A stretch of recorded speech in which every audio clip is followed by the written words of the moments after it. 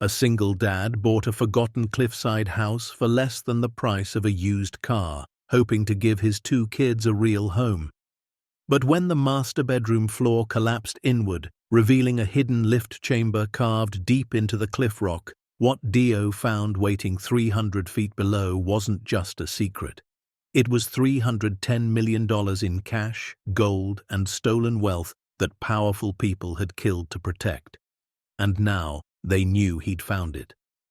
Before we dive into the story, make sure to smash subscribe because tomorrow we have an extra special story for you that will blow your mind. The alarm clock screamed at 5:30 in the morning, but Dio was already awake. He'd been staring at the ceiling of his cramped apartment for the past hour, listening to the upstairs neighbor's footsteps and running through the numbers in his head one more time. Rent was due in 6 days. The electric bill sat unopened on the kitchen counter because he already knew what it said. His daughter Emma's school needed $75 for a field trip she desperately wanted to go on. His son Tyler needed new shoes, the soles of his current pair held together with duct tape and hope. Deo rolled off the sagging couch that had been his bed for the past 3 years and padded quietly across the thin carpet. He was 38 years old, but his body felt older. Construction work did that to you, wore you down bolt by bolt. His hands were calloused, his back ached most mornings, and there was a permanent tiredness behind his eyes that no amount of sleep could fix. He stepped into the tiny bathroom and looked at himself in the mirror. Dark circles under his eyes. Stubble he didn't have time to shave. The same flannel shirt he'd worn twice this week already. He splashed cold water on his face and tried to remember the last time he'd felt like himself, like the man he used to be before cancer took his wife Sarah 3 years ago. Sarah. Even thinking her name hurt. She'd been his everything, his partner, his reason for trying. When she died, something in him died too. But he couldn't fall apart because Emma and Tyler needed him. They were 7 and 10 now, and they'd already lost their mother. He'd be damned if they lost their father too, even if that father was barely keeping his head above water. Dio walked into the small bedroom where both kids slept in bunk beds they'd outgrown years ago. Emma was curled up on the bottom bunk, her stuffed rabbit tucked under her chin. Tyler was sprawled on the top, one arm dangling over the edge. Dio stood there for a moment, just watching them breathe. This was why he did it. Why he took every overtime shift, why he skipped meals so they could eat, why he slept on a couch that destroyed his back. They deserved better than this. They deserved a home, a real home, not a 2-bedroom apartment where the walls were so thin you could hear every argument, every flushing toilet, every life happening around you. They deserved bedrooms of their own, a yard to play in, space to grow. But homes cost money. And money was something Deo never seemed to have enough of. He left for the construction site before the kids woke up.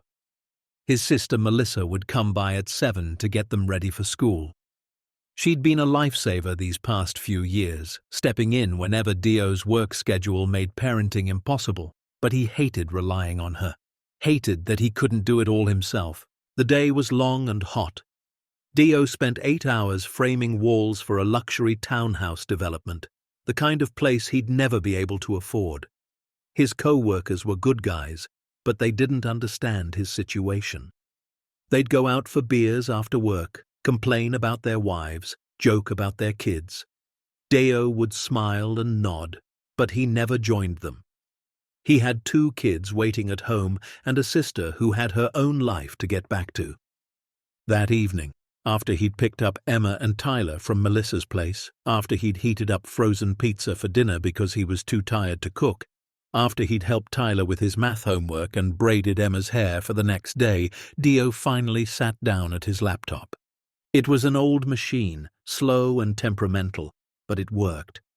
He'd been doing this every night for the past 2 months, scrolling through real estate listings he couldn't afford, dreaming of a life that felt impossibly far away.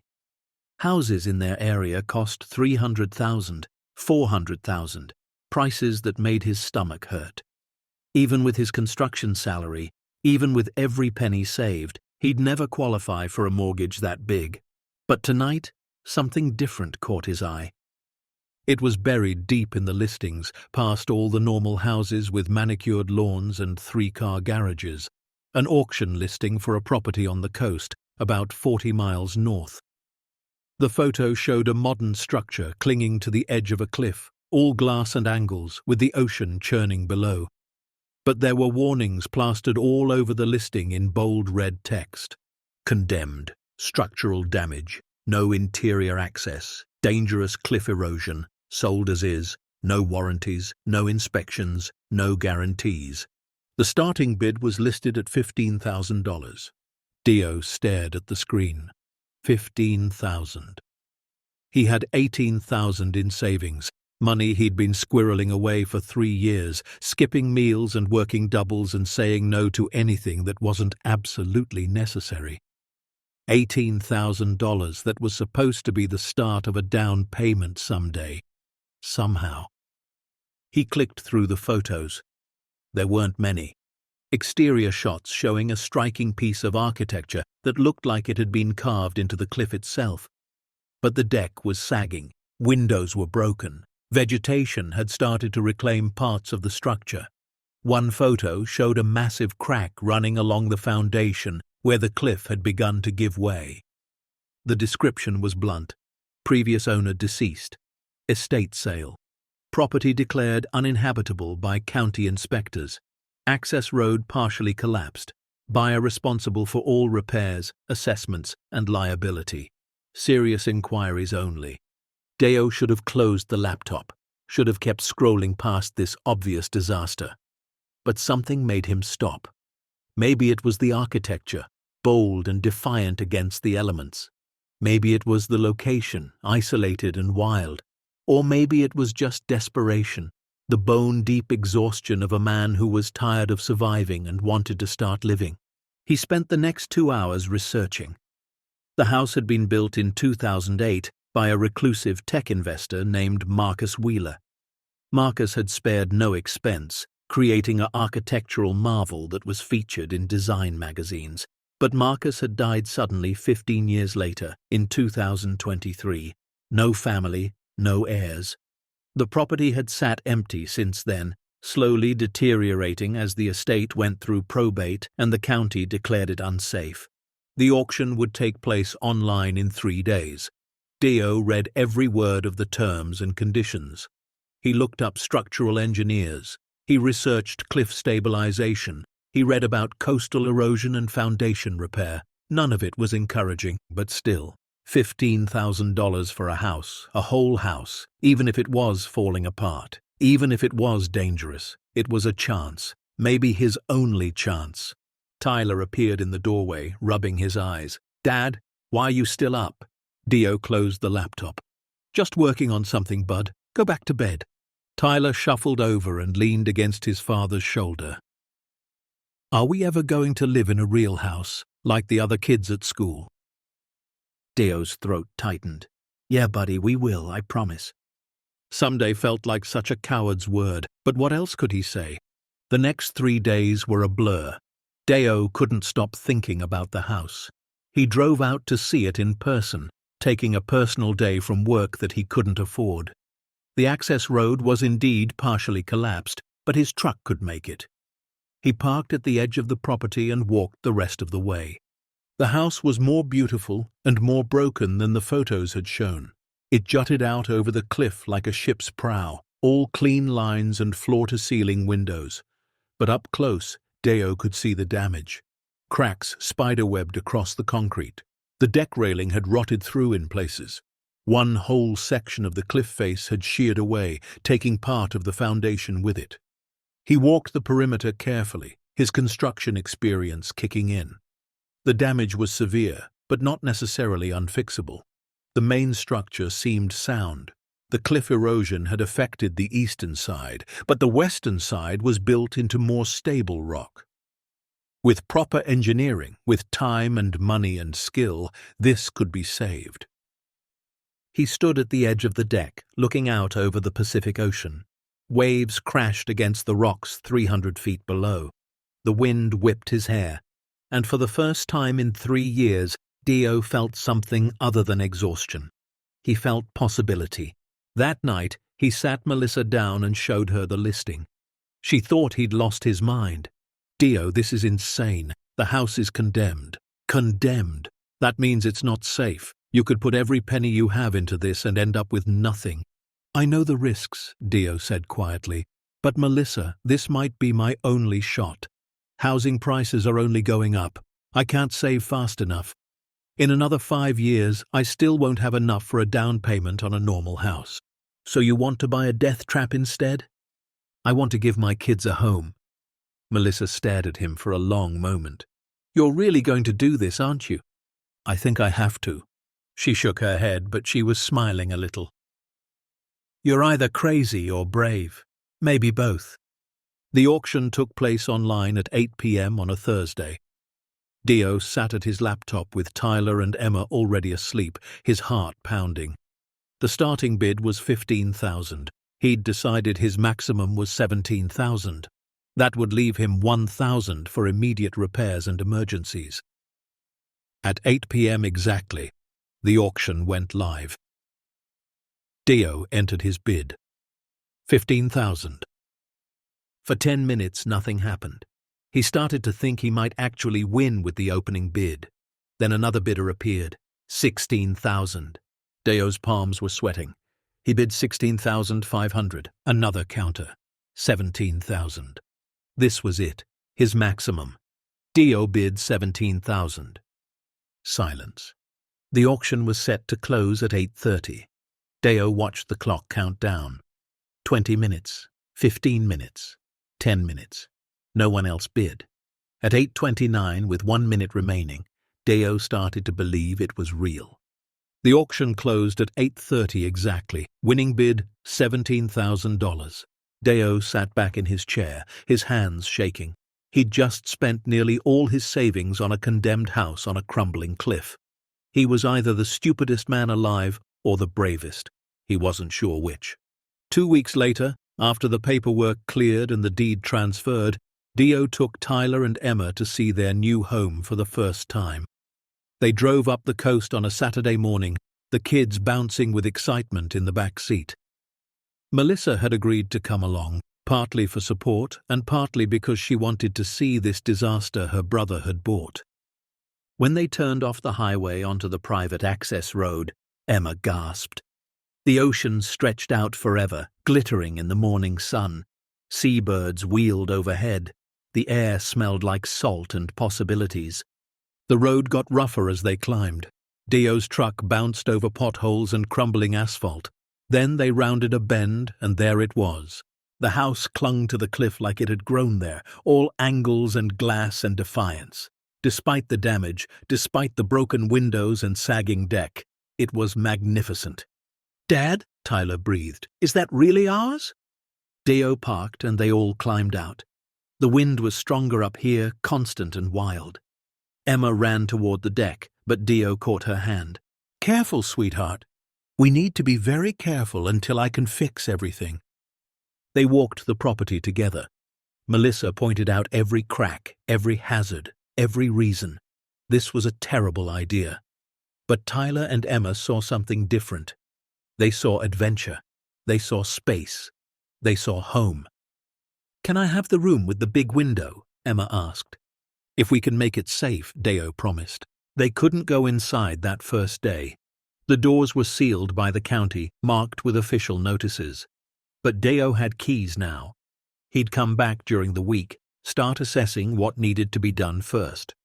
As they stood on the deck, looking out over the ocean with the wind in their faces, Tyler slipped his hand into his father's.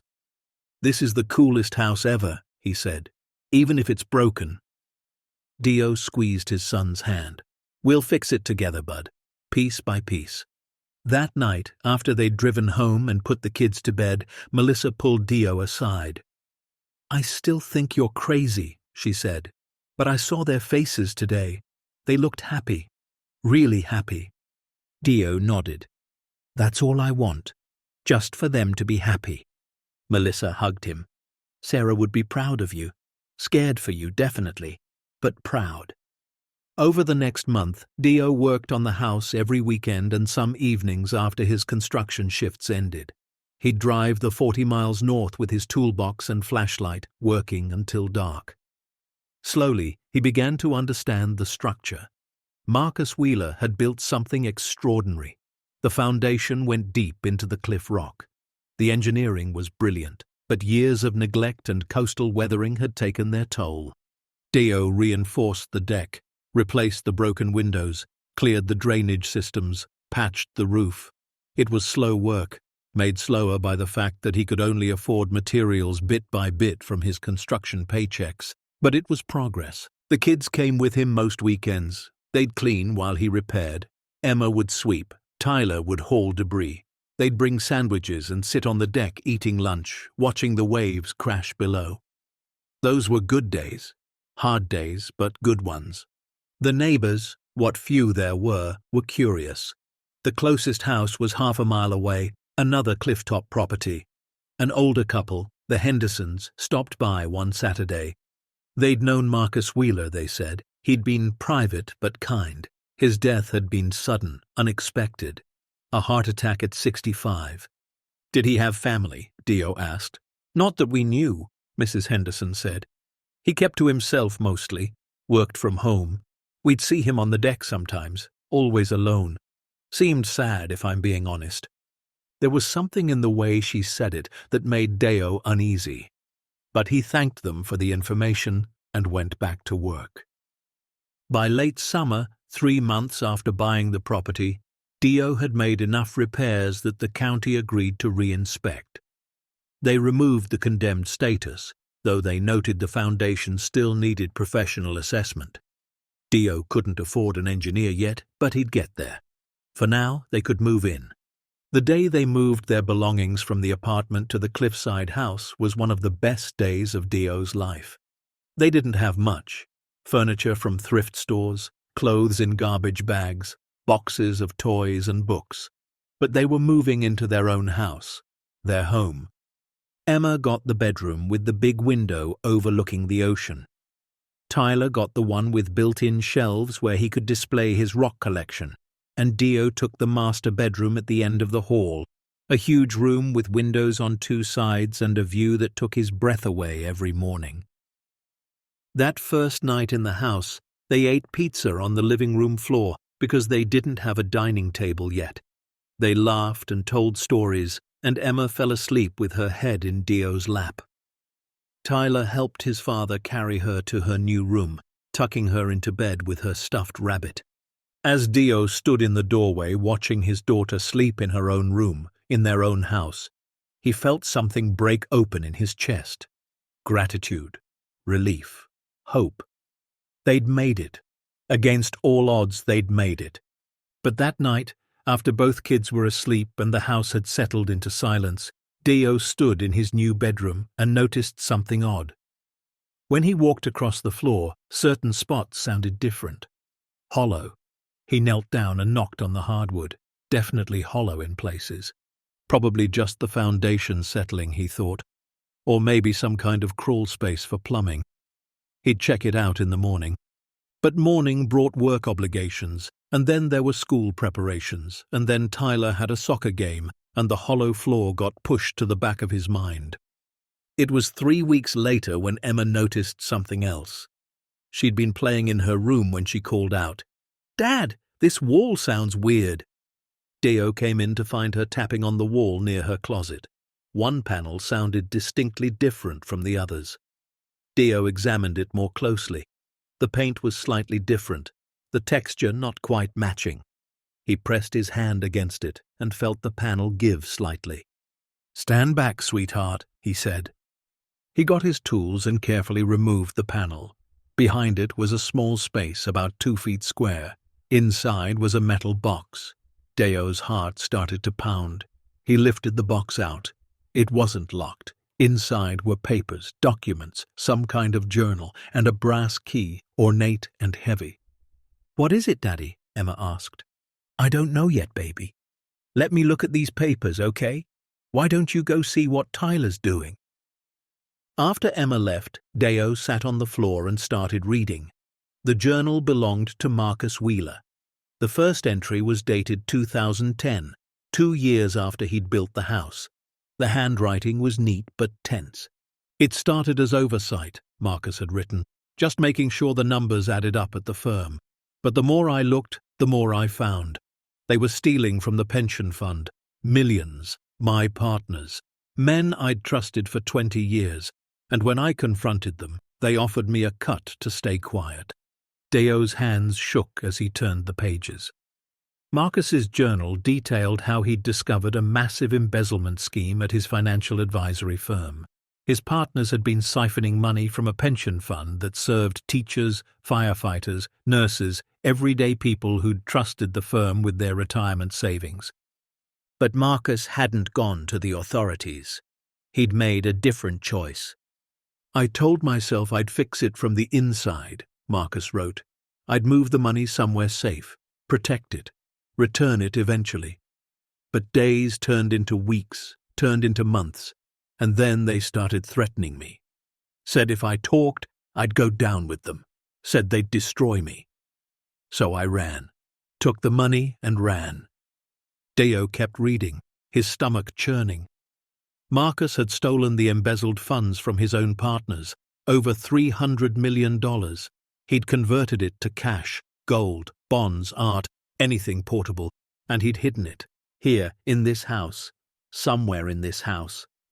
The final entry was dated 3 years ago, just before Marcus died. "I'm 65 years old and I've wasted my life being a coward. The people that money belonged to, they lost everything. Families destroyed, retirements gone, and I sat here in my beautiful house built on shame. I'm going to make it right. Tomorrow, I call the FBI. I tell them everything. I return what I took. Maybe I go to prison. Maybe I finally do something decent with what's left of my miserable life." But there was no entry after that. Marcus had died the next day. Heart attack, sudden and final. Deo sat on Emma's bedroom floor, the journal in his lap, and realized what he'd bought. Not just a house, a vault, a crime scene. A $300 million secret that powerful people might still be looking for. His hands found the brass key. There was something engraved on it, a single word, dissent. That night, after the kids were in bed, Deo went to his bedroom. He moved furniture aside and started tapping on the hollow sections of floor. There, in the corner near the window. He pressed down and heard a click. A 2-foot square panel popped up slightly. Beneath it was machinery, gears and cables, and a button marked only with a down arrow. Deo's finger hovered over it. Every instinct told him to stop, to call the police, to walk away. But his curiosity, that same desperate hope that had made him buy this house in the first place, pushed him forward. He pressed the button. The floor panel slid fully open with a mechanical hum. Beneath it was a shaft, and inside the shaft, an elevator platform. Small, industrial, barely big enough for 2 people, and on the control panel, only 2 buttons. Up and down. Deo stared into the darkness below. Somewhere down there, carved into the cliff rock beneath his feet, was the truth about Marcus Wheeler, about the stolen fortune, about everything. He looked back at the bedroom door. His kids were asleep down the hall, safe, happy, finally home. Whatever was down there could wait until morning. But even as he thought it, Deo knew he wouldn't sleep, wouldn't rest.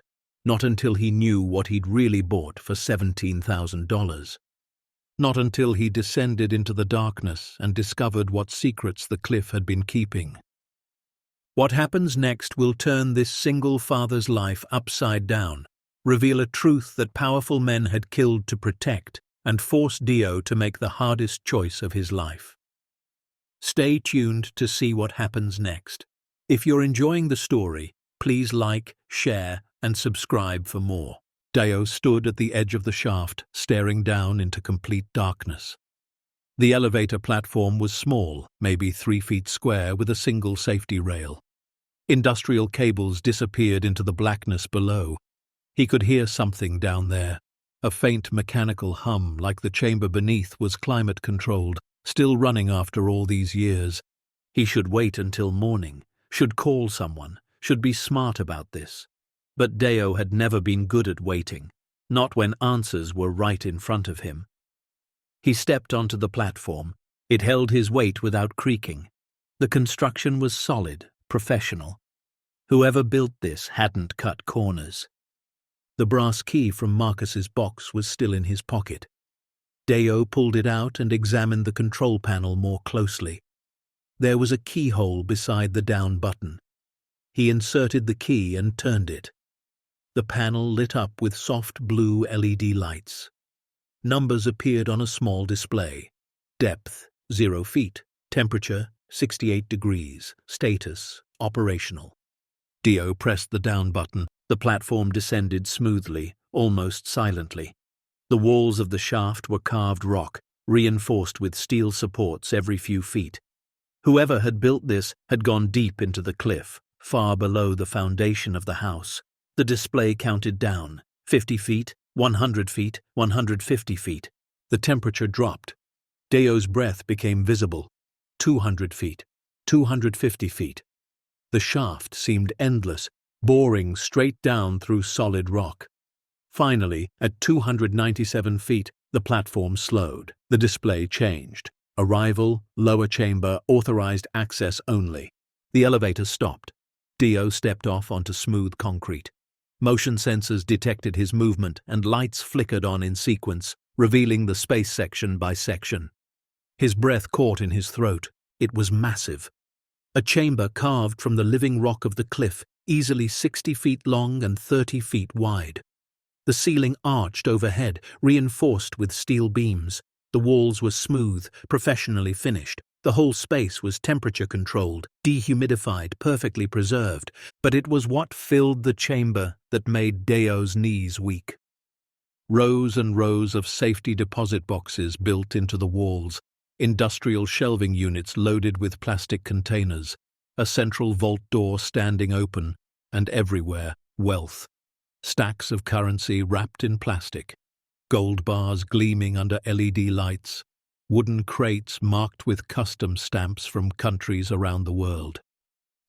Deo walked forward slowly, like he was in a dream. He approached the nearest set of safety deposit boxes.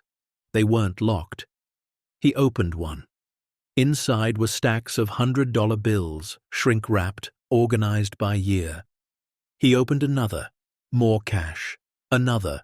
Bonds, treasury certificates, stock certificates from companies he recognized. His hands trembled as he moved to the shelving units. The plastic containers were labeled with dates and descriptions. Currency, 2,200,000. Gold bars, 42 units, 178 pounds total. He opened one container. Gold bars stamped with official mint marks gleamed inside, each one worth tens of thousands. Deo stumbled to the central vault. It was open, the massive door pulled back. Inside were paintings, sculptures, jewelry, rare coins in protective cases. Things that looked like they belonged in museums, not in a secret chamber beneath a cliffside house. In the center of the vault was a desk, a large oak desk with a leather chair. On top sat a computer, still running, screen dark but humming softly. Beside it was a leather-bound ledger, the twin of the journal Deo had found upstairs. He sat down in the chair, his legs no longer able to hold him. The ledger was thick, hundreds of pages. He opened to the first entry. Marcus had documented everything. Every dollar, every bar of gold, every piece of art. The ledger was a complete inventory of the stolen fortune, dating back to 2010, when Marcus had first begun moving the money. Cash, $137,400,000. Gold, 42 bars, current value approximately $8,600,000. Bonds and securities, $73,200,000. Art and antiquities, $42,100,000. Rare coins and collectibles, $18,800,000. Real estate deeds, $30 million in property holdings. The total, written at the bottom of the last page in Marcus's shaky handwriting, was $310,100,000. Deo stared at the number until it stopped meaning anything. 310 million. It was more money than he could comprehend. More than he'd see in 10 lifetimes. More than existed in his entire world. His first thought was simple and human. This could solve everything. He'd never worry about rent again. Emma and Tyler could go to any college they wanted. He could quit the construction job that was destroying his body. They could live, really live. But then he kept reading. Marcus had included notes, names, the people the money had been stolen from. The pension fund had served 3,800 employees. Teachers, firefighters, nurses, police officers, social workers. People who worked their whole lives believing their retirement was safe. When the embezzlement was discovered in 2012, the fund had collapsed. Marcus's partners had fled the country. Some of the money was recovered, but most of it, the bulk of it, had vanished. People lost everything. Their retirement savings, gone. College funds for their children, gone. The financial security they'd worked decades to build, destroyed. Marcus had written entries about specific victims. Helen Rodriguez, a teacher for 34 years, lost her entire pension, had to keep working into her 70s, died at her classroom desk at age 76. James Patterson, a firefighter, lost everything. Couldn't afford his daughter's cancer treatment. She died at age 12.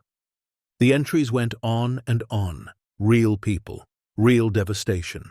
And Marcus had sat here in his secret chamber, surrounded by their stolen futures, too much of a coward to make it right. Until the end. In his final entries, Marcus had detailed his plan. He was going to return it all, contact the FBI, provide evidence against his former partners, accept whatever punishment came. But he'd died before he could. Sudden heart attack, instant death, leaving the money hidden, forgotten, lost. Until Deo had bought the house for $17,000 and stumbled onto the biggest secret of his life. Deo pushed back from the desk and walked the chamber again, seeing it differently now. This wasn't treasure. It was evidence. Proof of a crime that had destroyed thousands of lives. Blood money built on the suffering of people who'd trusted the wrong men. He thought about Tyler needing new shoes, about Emma's field trip, about the apartment they'd left behind with its thin walls and shared bedrooms, about the Cliffside house that was supposed to be their fresh start. And he thought about Helen Rodriguez dying at her classroom desk, about James Patterson losing his daughter, about 3,800 people whose lives had been stolen. Deo sat down on the concrete floor, his back against the vault, and put his head in his hands. He'd bought this house hoping for a miracle. And he'd gotten one, just not the kind he'd imagined. Upstairs, his children slept peacefully in their new bedrooms, finally happy, finally home. And beneath them, $310 million waited in the darkness. Enough to secure their future forever. Enough to solve every problem they'd ever have. But it wasn't his. It had never been his. It belonged to people who'd already lost everything. The computer on the desk beeped softly. Deo stood and moved toward it. The screen had come alive, displaying a security program. Cameras. Marcus had installed security cameras. Deo clicked through the feeds. Exterior cameras showed the house, the driveway, the road. Interior cameras covered every room. Then he saw something that made his blood run cold. One of the exterior cameras pointed at the access road. A black SUV was parked just out of sight, maybe 200 yards down the hill. In the green glow of night vision, Deo could see someone in the driver's seat, watching, waiting. He clicked to another camera. The timestamp showed the SUV had been there for 3 hours, just sitting, observing. Someone knew. Someone knew about the house, about the chamber, about the money. Deo's hands flew across the keyboard, pulling up the security logs. The system kept records going back years. He scrolled through them. There, 3 years ago, the week after Marcus died, multiple attempts to breach the property. Someone had tried to get in. The logs showed forced entry attempts at the back door, the garage, even the windows. All failed. Marcus's security had held, but they'd kept watching. The logs showed regular surveillance. A car would park on the access road every few weeks, sometimes every few days, just watching, waiting for something. Dio pulled up Marcus's files on the computer. There were folders labeled Investigation, Evidence, Partners, Victims. He opened the Partners folder. Photos, names. 3 men had been involved in the original embezzlement. Marcus Wheeler and his 2 business partners, Richard Cortez, fled to Argentina in 2012. Current status, deceased. Died 2018 in Buenos Aires. Marcus Wheeler, current status, deceased. Died 2023. Vincent Pross, fled to Mexico in 2012. Current status, unknown. Dio stared at the photo of Vincent Pross. Mid-40s in the picture, which would make him mid-50s now. Cold eyes, expensive suit, the kind of man who looked comfortable in boardrooms and comfortable giving orders that ruined lives. There was a note attached to the file. Vincent was the architect. He planned everything. When I threatened to expose them, he made it clear I had 2 options: join them or disappear. I chose wrong. I've been watching over my shoulder for 13 years. Even now I think he's looking for the money. He knows I took it. If you're reading this, if something happened to me, be careful. Vincent Pross doesn't forgive. He doesn't forget. Dio pulled up the camera feed again. The black SUV was still there. He zoomed in as much as the camera allowed. Couldn't see the license plate. Couldn't see the driver's face clearly. But someone was watching his house, watching his children. He moved quickly, checking every camera. All the feeds were working. The security system was sophisticated. Alarms on every door and window, motion sensors, pressure plates. Marcus had turned this place into a fortress. But why? If he was going to return the money, why all the security? Unless he never really intended to return it. Unless he was still afraid, still hiding, still protecting the fortune he'd stolen. Dio spent the next hour going through Marcus's files. There were detailed records of the original crime, emails, financial statements, account transfers, enough evidence to convict everyone involved. Marcus had been thorough.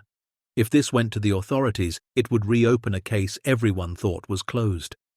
He found a folder labeled Restitution Plan. Inside was a detailed proposal for returning the money. Marcus had spent months researching how to do it. Who to contact at the FBI. How to structure the return. How to protect himself legally. He'd even drafted a confession letter. The letter was dated the day before he died. Dio read it slowly. To whom it may concern, my name is Marcus Wheeler. 13 years ago, I participated in the embezzlement of $310 million from the Providence Employee Pension Fund. My partners, Richard Cortez and Vincent Pross, orchestrated the theft. I discovered it, and instead of reporting it, I took the money and ran. I've hidden it for over a decade while good people suffered. I'm 55 years old, and I've wasted my life being a coward. I'm ready to face justice. The money is secure. The location will be provided upon my surrender. I want immunity for information leading to the arrest of Vincent Pross. He's still out there. He's still dangerous, and he's still looking for what I took. But Marcus never sent it. He'd died first. Heart attack, sudden. Or maybe not. Dio reread the file on Vincent Pross. Cold eyes, dangerous.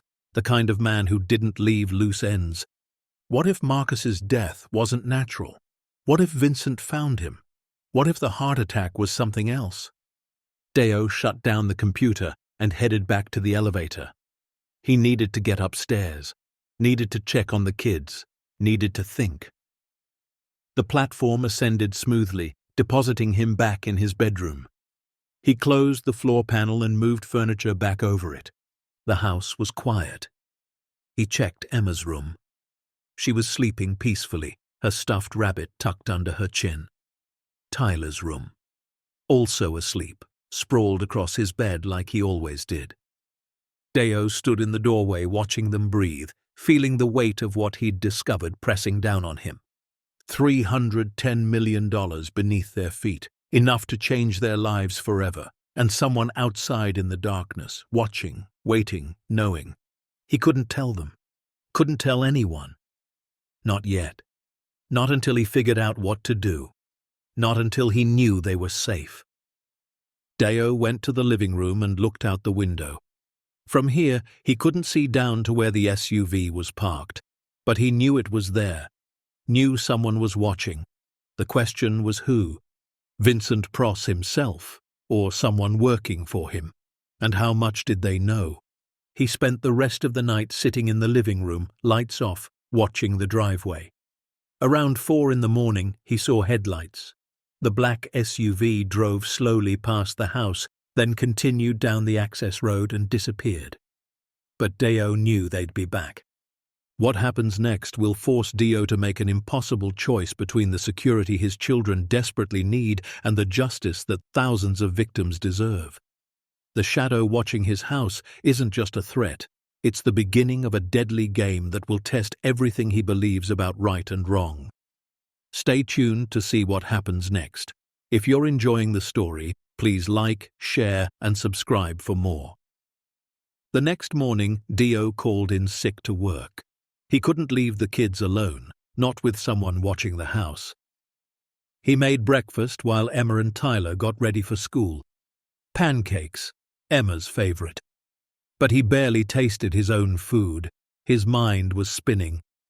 Melissa arrived to take the kids to school. She noticed immediately that something was wrong. "You look terrible," she said. "Are you actually sick or just exhausted?" "Didn't sleep much," Deo admitted. "Lot on my mind." Melissa studied him. "This house, it's not bringing back bad memories, is it, of Sarah?" Deo shook his head. "No, nothing like that. Just work stress. I'm fine." He wasn't fine. But he couldn't tell her the truth. Couldn't tell anyone. After the kids left with Melissa, Deo went back upstairs.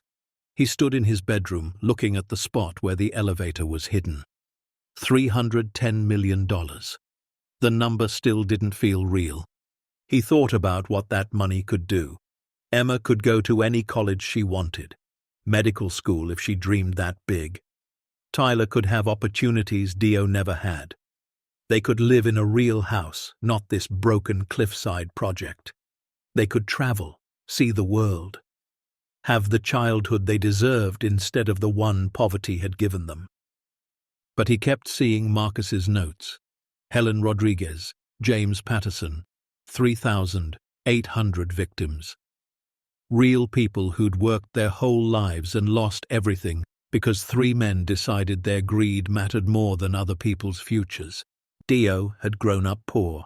His own father had worked construction until his body gave out. Died at 62, broken and broke. Deo knew what it meant to struggle. Knew what it felt like to count pennies and skip meals and wonder if this was all life had to offer. Those pension fund victims, they'd thought they were secure, thought they'd done everything right, worked hard, saved responsibly, trusted the system, and they'd been betrayed. Some of them were probably dead now, died without ever seeing justice, without ever recovering what was stolen. How could he keep that money? How could he look at his kids and know he'd built their future on someone else's suffering? But how could he give it up? How could he throw away the only chance they'd ever have to escape the poverty trap that had held his family for generations? Deo went back down to the chamber. He needed to understand exactly what he was dealing with. The elevator descended, the lights flickered on. He went straight to Marcus's computer and started digging deeper into the files. There was a folder labeled Current Victims. Marcus had been tracking them. The 3,800 original pension fund members. Marcus had compiled a database. Names, ages, current status. Many were marked deceased, others marked living but status unknown. Some had contact information. Deo opened the spreadsheet. It was heartbreaking. Victim 0001. Helen Rodriguez. Teacher. Age 76 at death. Total loss, $478,000. Survivors, daughter, 2 grandchildren, Victim 0002, James Patterson, firefighter, age 54, total loss $312,000. Survivors, wife, son, daughter deceased. The entries went on and on. Some people had lost 200,000, some had lost over 1 million. Careers ranging from nurses to librarians to police officers. The common thread was they'd all worked for the city, all paid into the same pension fund, all trusted the same financial firm.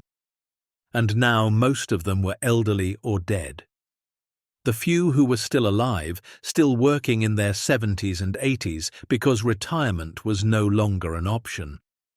Deo found a subfolder labeled Attempted Restitution Research. Marcus had spent the last year of his life trying to figure out how to return the money. He'd consulted with lawyers anonymously, researched whistleblower protections, looked into setting up a trust.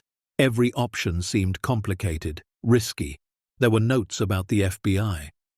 Marcus had been planning to contact a specific agent, someone who'd worked on white-collar crime cases. Special Agent Sarah Blake. The notes said she was known for protecting whistleblowers, known for pursuing justice even in cold cases. Deo wrote down the name. Sarah Blake, FBI, white-collar crimes. Then he found something else, a hidden folder, password protected. It took him 20 minutes to crack it. The password was Helen, like Helen Rodriguez, the teacher.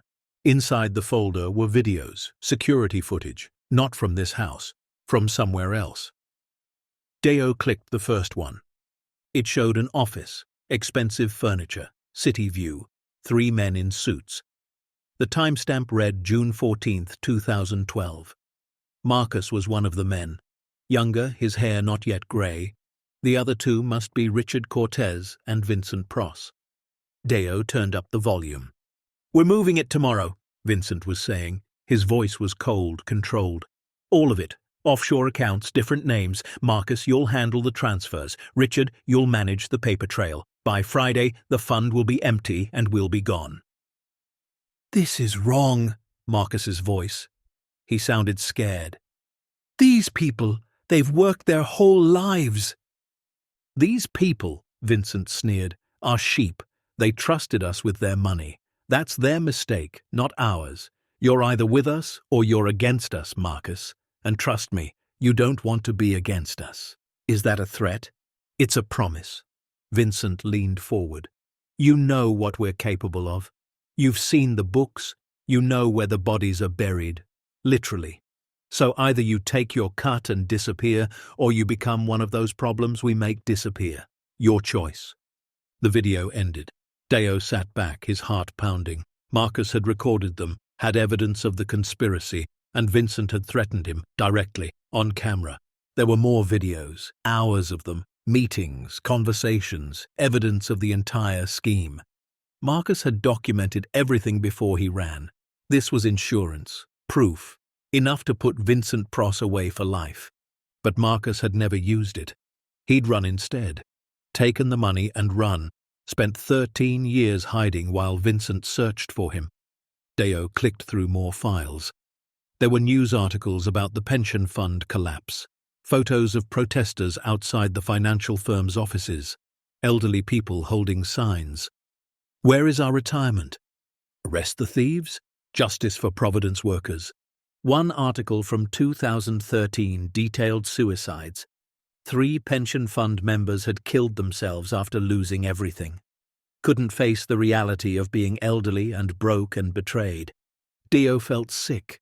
This wasn't just about money. It was about lives destroyed, families ruined, people driven to despair by greed. He found Marcus's final video diary entry recorded the day before he died.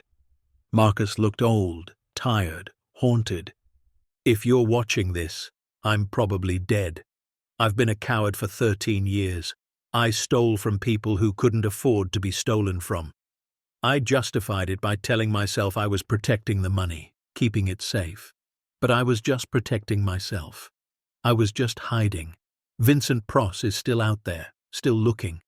I think he knows where I am. I think he's found me. I'm going to the FBI tomorrow. I'm turning everything over. The money, the evidence, all of it. Maybe they'll arrest me. Maybe I'll spend the rest of my life in prison, but at least I'll finally do something right. At least those people will get their money back. If something happens to me before I can turn this in, I'm sorry. I'm sorry to everyone I hurt. I'm sorry I was too weak to do the right thing when it mattered." The video ended. Marcus looked directly at the camera, tears in his eyes, and then it cut to black. Deo turned off the computer. Marcus had been planning to make it right, had been one day away from redemption, and then he died. Heart attack. Sudden. Convenient. Deo pulled up the news articles about Marcus's death. Retired financial advisor found dead in his Cliffside home. Heart attack. No signs of foul play. No investigation. Case closed. But what if it wasn't a heart attack? What if Vincent found him? What if he'd been watching the house, realized Marcus was about to talk, and made sure he never got the chance? Deo went back upstairs. He needed to think, needed to make a plan. The black SUV would be back. Vincent, if it was Vincent, knew about the house, probably knew about the chamber, was just waiting for the right moment to make his move. But he couldn't know Deo had found it. As far as anyone watching knew, Deo was just a single dad who'd bought a cheap fixer-upper. Marcus's secret had died with him, until now. Deo spent the afternoon researching. He looked up Vincent Pross. There wasn't much. The man had vanished after the pension fund collapse. Some reports said he fled to Mexico. Others claimed he'd gone to South America or Europe. There were no recent photos, no confirmed sightings. He'd gone underground. But someone was watching the house. Someone knew something. When Melissa brought the kids home from school, Deo forced himself to act normal. They did homework together, ate dinner, watched a movie. Emma and Tyler were happy, laughing, settling into their new home. They had no idea what was beneath them, no idea about the danger outside. That night, after the kids were asleep, Deo went back to his bedroom and opened the elevator again. He descended to the chamber, stood in the middle of all that wealth, $310 million. More money than he could spend in 100 lifetimes. He thought about Sarah, his wife. What would she want him to do? She'd been a nurse, spent her life helping people. Even when she got sick, even at the end, she'd thought about others before herself. Had made Deo promise to take care of the kids, to give them good lives, to teach them right from wrong. What would she say if she knew about this?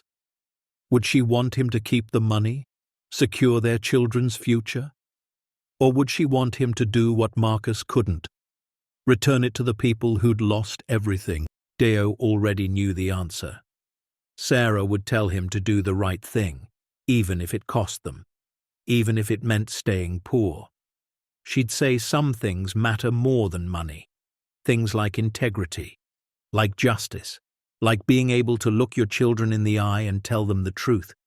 But it was so much money, so much security, so much opportunity. Deo sat at Marcus's desk and pulled out the leather ledger. He flipped to the back and found a pen. In his own handwriting, below Marcus's final entry, he wrote, "Found by Deo, father of two.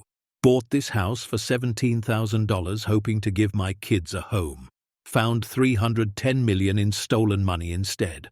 Don't know what to do. Want to keep it. No, I can't. Trying to find the courage Marcus never had." He closed the ledger and looked around the chamber one more time. Tomorrow he'd figure out his next move. Tonight, he just needed to accept the reality. His $17,000 bargain had turned into the biggest moral test of his life. And outside in the darkness, someone was watching, waiting, ready to kill for what was hidden beneath the cliff. Deo woke to the sound of breaking glass. It was 3:17 in the morning. He jolted upright on his bed, heart already racing, adrenaline flooding his system. Another crash. This time from downstairs. Someone was trying to get in. He moved fast and quiet, grabbing his phone and the baseball bat he'd started keeping beside his bed. The house alarm wasn't going off. That was wrong. Marcus's security system should have triggered, unless whoever was breaking in knew how to disable it. Deo crept into the hallway, checked on the kids first. Emma and Tyler were both asleep, their doors closed. He pulled Emma's door shut quietly, then Tyler's, trying to seal them in, trying to protect them from whatever was happening downstairs. The sound of footsteps, heavy boots on hardwood, not trying to be quiet anymore. At least 2 people, maybe 3, moving through the first floor like they owned the place, like they knew exactly where they were going. Deo's hands tightened on the bat. He moved to the top of the stairs and looked down. Flashlight beams cut through the darkness. 2 men in dark clothes, faces covered. One was checking rooms methodically. The other was doing something to the walls, tapping, listening, searching. They were looking for the entrance to the chamber. Deo's phone buzzed in his pocket. He pulled it out carefully. A text from an unknown number. "Send the kids away. Not safe. Leave the house. They'll kill you for what's down there." His blood ran cold. Someone was watching right now. Someone who knew about the chamber. Someone who cared enough to warn him. Downstairs, one of the intruders spoke. "Nothing on this floor. It's got to be upstairs." Wheeler was paranoid. Probably put the access near his bedroom. American accent. Professional. Not random thieves. These were men with a purpose. Deo backed away from the stairs. His mind raced. He could confront them, could call 911, but they'd already disabled the alarm system. They were professionals, and if they found the elevator, if they got to the chamber, they'd know Deo had discovered it. And then what? Loose ends don't get left behind. His phone buzzed again. "Cops won't help. Corrupted. Get kids out. Now. Back door. Car waiting." Deo looked at the message. This could be a trap.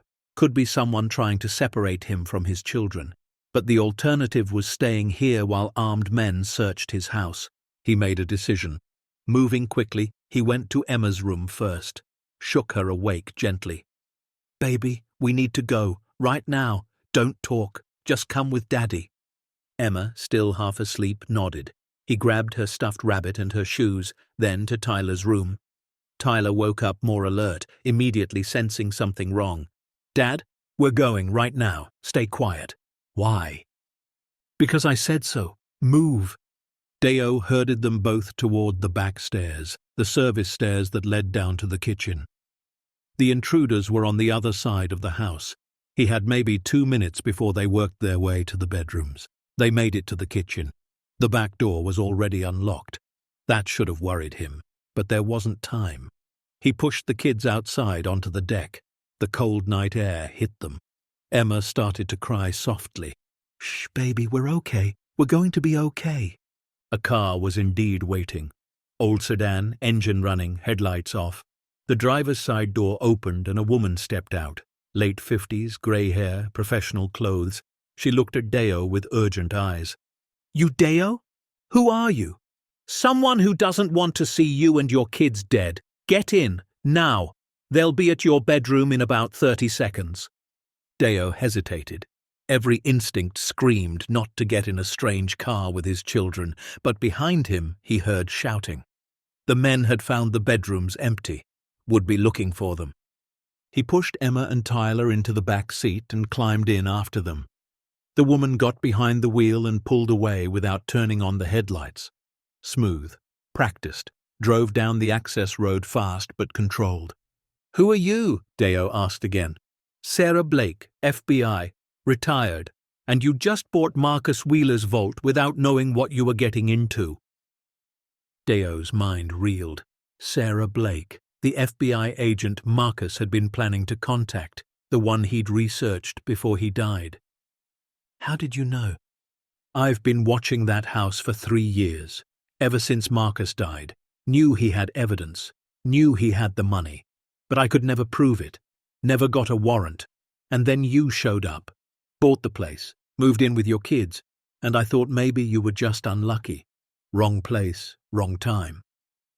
She turned onto the highway, finally turning on the headlights, checked her mirrors constantly. "But then Vincent's people showed up, Started watching you, and I knew you'd found it, the chamber, the money, everything Marcus hid. Tyler spoke up from the back seat. Dad, what's happening? Who's Marcus? What money? Tyler, not now. But Dad, I said not now. Deo never yelled at his kids. Tyler fell silent, hurt and scared. Emma was crying harder now, clutching her rabbit. Deo pulled them both close, his heart breaking. Sarah glanced in the rearview mirror. I have a safe house, 40 minutes from here. We can talk there, figure out what to do. I need to call the police. The police won't help. Vincent Pross has people everywhere. Cops, judges, officials. How do you think he stayed hidden for 13 years? Money buys a lot of loyalty, or a lot of fear. So what am I supposed to do? Sarah's eyes met his in the mirror. You're supposed to do what Marcus couldn't. You're supposed to make it right. The safe house was a small cabin in the woods, off the grid, supplied but sparse. Sarah had clearly been using it for a while. Surveillance equipment, files, photos of Vincent Pross and his known associates covering one wall. Deo got the kids settled in the bedroom. They were exhausted, scared, confused. He promised he'd explain everything in the morning, promised they were safe, promised this was all going to be okay. He wasn't sure any of those promises were true. When he came back to the main room, Sarah had coffee brewing. She gestured for him to sit at the small table. How much did you find? She asked. All of it, 310 million. Chamber below the master bedroom. Elevator built into the cliff. Sarah whistled. Marcus really did it. I suspected, but I never had proof. The son of a bitch really stole it all. He was going to return it. I found his notes, his confession letter. He was going to contact you, turn everything over, but then he died. Heart attack, Sarah said. Her tone made it clear she didn't believe that. You think Vincent killed him? I know he did. Can't prove it, but I know. Marcus was one day away from destroying Vincent, making sure he went to prison for the rest of his life. Too convenient that his heart just stopped. She pulled out a thick file. Vincent Pross, 57 years old, former financial advisor, current status, international fugitive, wanted for embezzlement, fraud, conspiracy, and we suspect at least 3 murders. But he's smart, careful, hasn't been seen in person for over a decade, uses intermediaries, shell companies, encrypted communications. He's a ghost. Then how do you know he's involved? How do you know those men at my house worked for him? Because I've been tracking him for 13 years. It's been my obsession since I retired. The pension fund case, it was mine. I interviewed the victims, saw what the theft did to them. Elderly people crying because they couldn't afford medicine. Families destroyed because college funds vanished. 3 people killed themselves. Did you know that? 3 people decided death was better than facing poverty in their 70s after working their entire lives. Sarah's voice cracked. She took a breath, composed herself. I made a promise to Helen Rodriguez. She was a teacher, 76 years old, still working because her pension was gone. I interviewed her 6 months before she died. She looked at me and said, "Please find who did this. Please make sure they pay." She died at her classroom desk, heart attack, stress, exhaustion, working herself to death because she had no choice. Deo thought about the entries in Marcus's ledger. Helen Rodriguez, victim 0001, total loss $478,000. I found Marcus's records, Deo said quietly. Every victim, names, ages, how much they lost. He tracked all of them. Guilty conscience, Sarah said. Little late for that. He was trying to make it right, at the end. He had 13 years to make it right. He waited until he thought Vincent had found him, waited until he was scared for his own life. That's not redemption. That's self-preservation. She was right, but Deo still felt defensive of Marcus somehow, maybe because he understood the fear. Understood the paralysis that came from knowing the right thing but being too terrified to do it. What happened to the other partner, Richard Cortez? Dead. Died in Buenos Aires 6 years ago. Car accident. Or that's what the report said. I think Vincent killed him too, tied up loose ends. That's what Vincent does. He eliminates problems. And now I'm a problem. Sarah nodded. You and your kids, I'm sorry, I really am. You bought that house hoping for a fresh start, and instead you bought a target on your back. Deo stood up, started pacing. So what do? I can't go home, can't go to the police, can't protect my kids from a ghost who has unlimited resources and no conscience. You do what Marcus should have done. You turn over the evidence, all of it, the money, the recordings, everything. But you do it publicly. You make it impossible for Vincent to cover up. You go to the media, you go to the feds. You make enough noise that Vincent can't silence you without making himself visible. And that keeps us safe? No, Sarah admitted. But it's the only play you have. Right now, Vincent thinks you're just collateral damage. Some unlucky contractor who bought the wrong house. He doesn't know you found the chamber, doesn't know you've seen the evidence. If he knew, you'd already be dead, so we use that. We move fast. We expose everything before he realizes what's happening. Deo thought about it. About $310 million. About the house he'd just started making into a home. About Emma and Tyler sleeping in the next room. Their whole lives disrupted because their father made one impulsive purchase at an online auction. The victims, he said. The 3,800 people who lost their pensions. What happened to them? Some died. Some are still alive. Elderly now. Poor. Struggling. The fund paid out about 30 cents on the dollar after the collapse. So someone who was supposed to get 400,000 got 120,000, if they were lucky. Some got nothing. Can it be returned, the money? Can it go back to them? Sarah smiled sadly. That's what Marcus wanted to know. Spent a year researching it. Yes, it can be returned. There's legal precedent. Recovered funds from fraud cases get distributed to victims through court-appointed trustees. It's complicated, takes time, but it happens. Those people could get back what was stolen, or at least most of it. Deo closed his eyes, saw Helen Rodriguez at her classroom desk, saw James Patterson watching his daughter die because he couldn't afford treatment, saw 3,800 faces, strangers he'd never met, people whose suffering he'd accidentally inherited. I'm going to give it back, he said, all of it. That's a lot of money to walk away from. It's not mine. It never was. Marcus stole it. I just found it. That doesn't make it mine. Your kids. You could secure their future, college, opportunities, everything. My kids need a father who can look them in the eye, who can teach them right from wrong, not a father who built their lives on blood money. Sarah studied him for a long moment. You're a better man than Marcus was.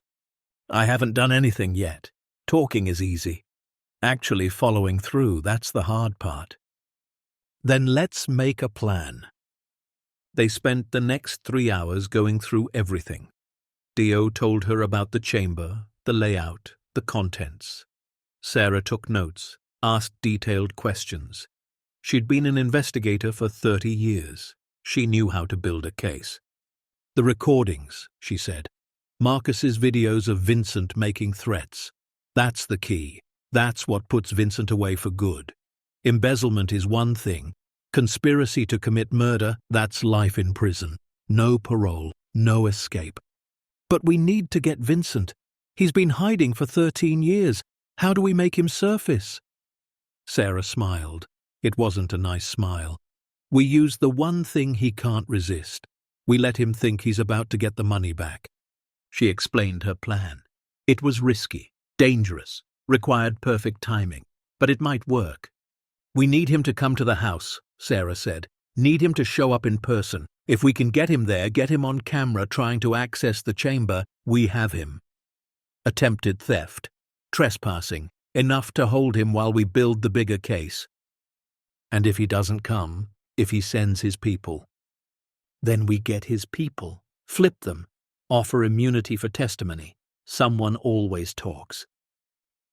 Deo wasn't convinced. And my kids? Where are they while we're setting this trap?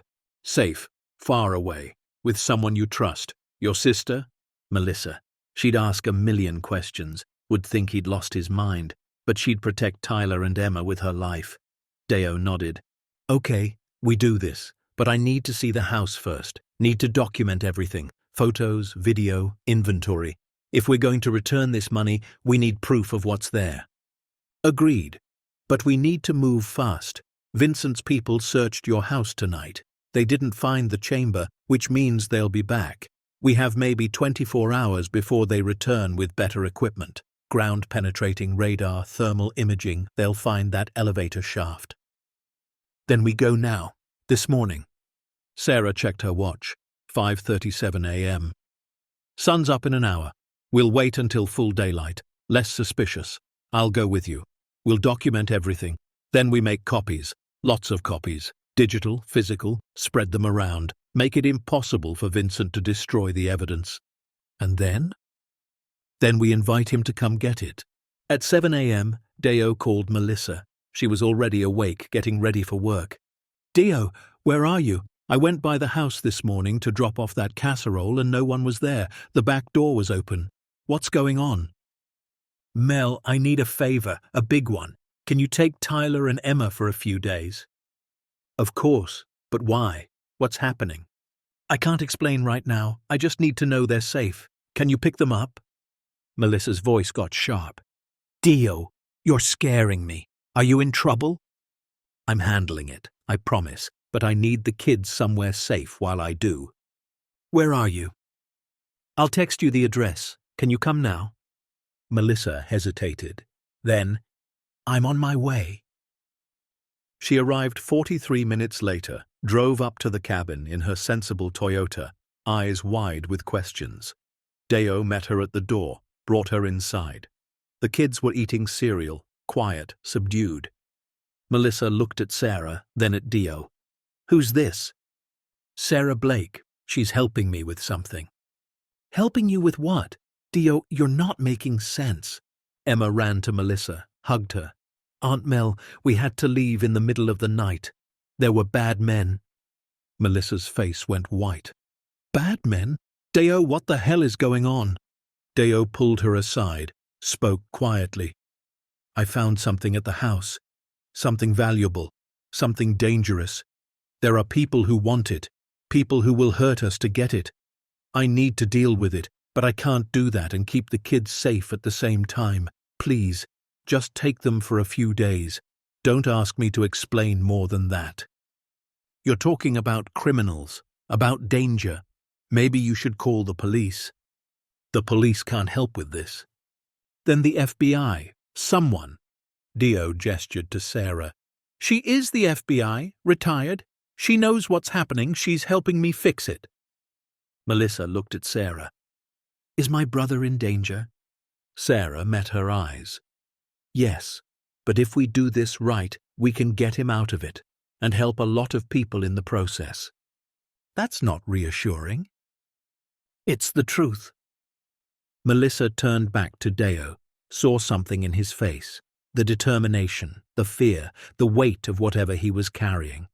She'd known him his whole life, knew when he was lying, knew when he was serious. This was serious.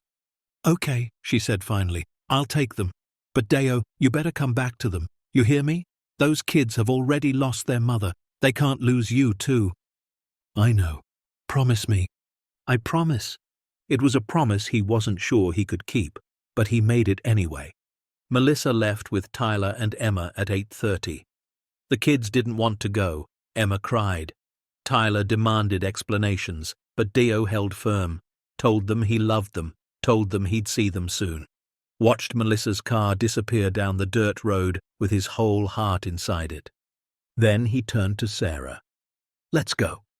They took Sarah's car back to the Cliffside house, approached carefully. The black SUV was gone. The house looked quiet, peaceful even, like nothing had happened, but the back door was still unlocked. And inside, the evidence of the break-in was clear. Drawers opened, Cushions moved, walls tapped on. Someone searching methodically for a hidden space. They didn't find it, Sarah said, examining the master bedroom. The elevator shaft is too well hidden, but they know it's here. They'll be back. Deo opened the floor panel. The elevator waited. They descended together into the chamber. Sarah stepped off the platform and stood still, just taking it in. She'd been investigating this case for over a decade, dreamed about this moment, and now here it was, $310 million in stolen wealth, the answer to every question she'd ever had. My God, she whispered. Marcus really did take it all. They spent the next 3 hours documenting everything, photos from every angle, video of the entire chamber. Sarah went through the safety deposit boxes methodically, cataloging contents. Deo handled the computer, copying every file. The videos, the evidence, the victim database, all of it. This is enough, Sarah said. This is enough to reopen the case, to convict Vincent, to return the money. Marcus gave us everything we need. Then why didn't you find it before? Because I didn't have probable cause, couldn't get a warrant. Marcus was dead, the case was cold. I had suspicions but no proof, and then you showed up. Lucky me, Sarah smiled grimly. Or fate. Maybe Marcus left this for someone to find, someone with a conscience. They finished around noon, encrypted the files, uploaded copies to multiple cloud servers. Sarah had contacts at the Justice Department, reporters at major newspapers, victims' rights attorneys. She sent encrypted messages to all of them. Evidence dump coming, pension fund case, prepare for media storm. Now what? Deo asked. Now we wait. Vincent's people will realize you're gone. They'll check the house again, and when they do, we'll be ready. Sarah had installed her own cameras, hidden, wireless, covering every angle of the house. They could watch remotely, see when Vincent's people returned, maybe, if they were lucky, see Vincent himself. They went back to the cabin. Deo tried to rest but couldn't, kept thinking about Tyler and Emma, about the house he'd worked so hard to fix, about the life he'd been trying to build. All of it was falling apart. And for what? For doing the right thing? For trying to return money that had never been his? His phone rang at 3 p.m. Unknown number. Deo almost didn't answer, then did. Hello? Mr. Deo? The voice was smooth, cultured, cold. We haven't been properly introduced. My name is Vincent Pross. Deo's blood froze. Sarah grabbed the phone, hit the speaker button, started recording. I don't know who you are, Deo said carefully. Of course you do, just as I know you. Single father, construction worker, bought Marcus Wheeler's house for $17,000. Touching story, really. Man trying to give his kids a better life. I respect that. What do you want? I want to make a deal. You found something in that house, something that belongs to me. I'm willing to pay for its return, generously. Let's say 10 million, cash, untraceable. You take your children and disappear. Start a new life somewhere warm, somewhere safe. Everyone wins. I don't know what you're talking about. Vincent sighed. Please don't insult my intelligence. I know you found the chamber, know you've been down there, know you've seen what Marcus hid. I'm offering you a way out. Take the money. Give me what's mine. Walk away. And if I don't? Then you and your family become problems, and I solve problems permanently. Ask Marcus how that works. Oh, wait, you can't, because he's dead. Deo's hand tightened on the phone. You killed him. I helped him avoid a complicated legal situation. Heart attacks are so common in men his age. Stress, poor diet, genetics, tragic, really. You're admitting to murder. I'm admitting to nothing. This is just a conversation between two businessmen. You have something I want. I'm offering fair compensation. Much fairer than what Marcus would have offered. He was planning to give it all away. Give it back to people who'd already forgotten about it. People who are old, dying, irrelevant. What a waste. Sarah was gesturing frantically. Keep him talking, get more. Why should I trust you? Deo asked. "How do I know you won't kill me anyway?"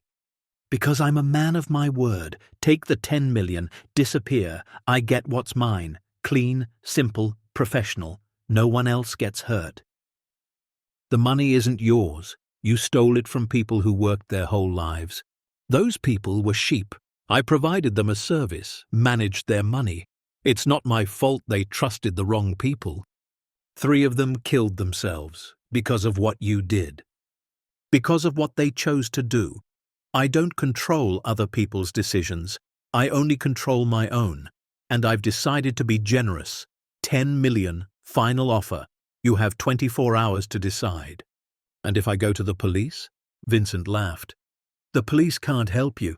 Half of them are on my payroll. The other half are too scared to act. You're alone in this, except you're not, because you have 2 children. Beautiful kids. Emma and Tyler, 7 and 10. Emma likes her stuffed rabbit. Tyler collects rocks. They're staying with your sister Melissa right now. Nice apartment, 2nd floor, southwest corner unit, red door." Deo's voice went cold. "If you touch them, I won't have to. If you're smart, make the right choice, Deo. Take the money, save your family, or play hero and watch them suffer for it." The line went dead. Deo stared at the phone. His hands were shaking, not from fear, from rage. "He threatened my kids." Sarah was already on her phone. "I'm calling Melissa, getting them moved. Somewhere Vincent can't find them." "He found them already. He knows where they are right now. He's been watching us this whole time." "Which means he's close. Which means we can catch him." Deo looked at her. "I don't care about catching him. I care about protecting my children." "Then let's do both. Let's finish this. Tonight." Sarah made calls, contacted people she trusted, old FBI colleagues, federal marshals, victims' rights attorneys. By 6 p.m., they had a plan. Melissa and the kids would be moved to federal protection. Safe house. Guarded.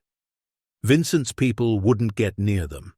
Sarah's contact at the Justice Department, a prosecutor named Jackson Pierce, agreed to fast-track the case.